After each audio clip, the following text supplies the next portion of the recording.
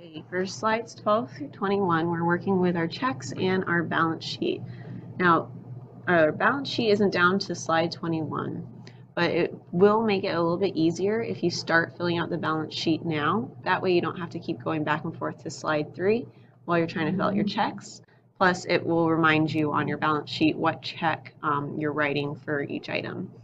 So if you go back up to slide 3 that has all your information, you can start filling out your balance sheet. Remember, there's some hints and directions for you up here in case you need to double check.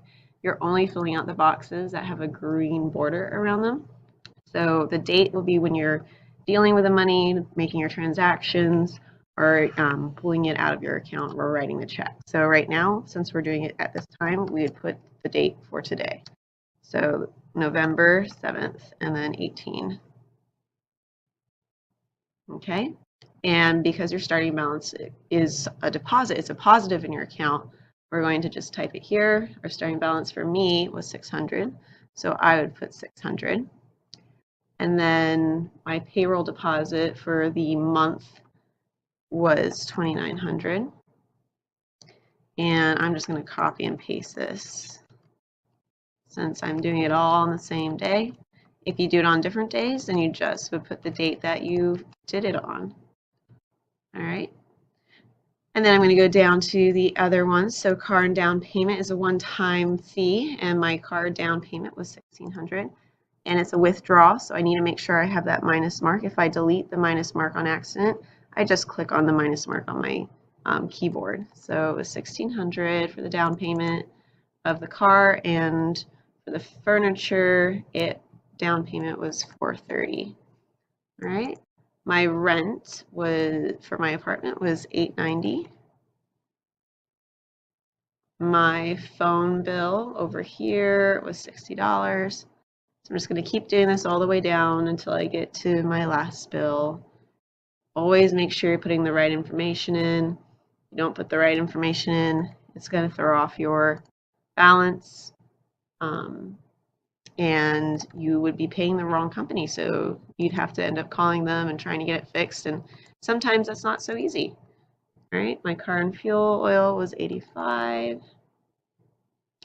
and my monthly furniture loan, furniture monthly $52.5, monthly car loan $195.56. Now, if you guys are buying things that are new at stores, you're going to have higher payments. This is stuff from like used cars, and basically you went to maybe a thrift store or garage sales or something to buy your first time furniture if you don't have a lot of money off when you first start. And again, your groceries should average around $200-300. It shouldn't pass $400 unless you're having like steaks and stuff all the time. That gets expensive. Now down here, when you guys write checks, you have a checking fee. In this case, it's about 20 cents per check. When you first sign up with a bank, sometimes they will give you a few checks for free to start off with. But if you ever have to pay for books later down the line, you just need to realize there'll be a fee associated with that. So 20 cents per check. We have 1, 2, 3, 4, 5, 6, 7, 8, 9 checks. And notice that the checks didn't start at number 1. They never want you to start at number 1. They don't want it to be something easy for someone else to figure out where your check started in a book. All right, so if you're not sure, use a calculator. 20 times 9 gives you $1.80. Normally checks are not that expensive, but we're just going to make sure that we follow this rubric. Now, if you notice, I put in all my information and I am in debt. I have a negative balance right now for my monthly remaining balance. This is our first month, and we had 2 down payments up here. All right, our $1,600 and our $430. So I am in debt for the first month. Normally doing a checking account, it would balance your checks. We're just going to pretend that the next month is going to save us, which it will in this case. And we're just going to go with this for now. So I'm in debt, but we'll deal with it. Okay? We're going to work with our checks at this point. So To do the checks, I see that my rent is check 15. Right up here, rent is check 15. Normally in the upper left-hand corner, they will already have your name on the checks, but you're going to need to type it in this case. You're going to write the date that you wrote the check. You're going to write who you're paying the order to. All right, so pay to the order of CMS was the person who I'm paying, and you can double check back here. CMS Property is the actual name, okay? So I'll go back down. I'm going to write CMS Property. All right, let's make sure property, yep. And then the amount was $890. So you want to put the zeros at the end of that. And down here, you're going to want to write it out, all right? So you're going to click, you're going to write 890 and 00 over 100, all right? So this is $890. The dollars is written right here for you, and 0 cents out of 100 because there were no cents that were spent. If it was 15 cents, I would put 15 cents over the 100, but I have 0 cents. Now, we don't want to leave this line blank because someone could potentially fill it. Same thing over here. If we didn't start right at the corner of the line, we would want to put some lines in front of that so that we know that no one's going to write in front of what we wrote and change the amount that we made. Okay, and so it was for rent, and I am going to sign my check. All right, and yes, this is typing. Normally you would actually write it out by hand and have a signature you'd have to fill out, but for this project we're just typing in the information. You're going to do this through all of your checks based on all of your payments. Now remember, you need to have the full name of whatever you're paying to. So you will possibly have to go back to your slide 3 to find Furniture Hut, not just the abbreviation FH, Palmer Sales instead of PS. Same with the pay to the order up over here. PCS is already shortened and it's okay to just type PCS. And then Palmer Electric Company would have to be written out.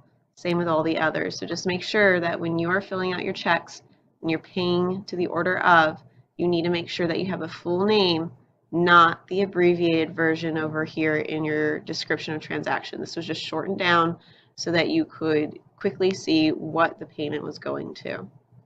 That's all right now for slides 1 through slides 12 through 21. On 21, all you'll have to do is write your balance. And so I was in debt my first month. That's sad. But find out if you pull yourself out for month 2. And month 2, balance sheet is right over here. Notice you do not have your down payments anymore, just your monthly payments. Yes, the check numbers changed, but you're not going to write additional checks. We're just going to pretend that you've already written them, and you're going to find out what your balance is for the end of month 2 and put it into this box here. Good luck. As a refresher, to fill out the balance sheet for the second month, you're going to need to know what your overall monthly balance was at the end of month 1, which was negative, for me, $316.71. So I'm going to need to write that down in the red box where it says balance from the remaining month. So negative 316.71. I would write the dates for the next month. So since I put November dates on my last one, I'd put December dates on this one, pretending that we're at the end of December now. And since it's a new month, I got paid again. So I'm going to use my monthly wage and put it as a deposit, $29.00. And then I continue all the way down through again until I find out what my remaining balance is. My monthly payments are all here, so I'll just put them all over here. Make sure they're just the monthly ones, not the down payments. Make sure those negative signs stay there.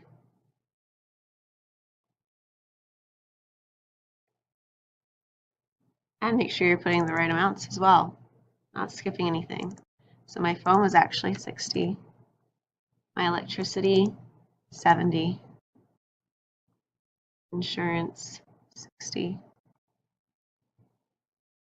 heat 55, and fuel 85. Monthly furniture loan, make sure it's the monthly furniture loan. And monthly car loan. And the groceries month, they're going to change, but it's going to be roughly around that amount. And the checking fee again. Now, have I pulled myself out? Yep, I have a remaining balance of that month for $796.58. You're going to want to put some of that money into savings. You're going to want to put some of that money into future emergency expenses, but now you can see that you are able to pull yourself out of debt when you don't go buying large pieces of furniture or cars right off the bat with down payments.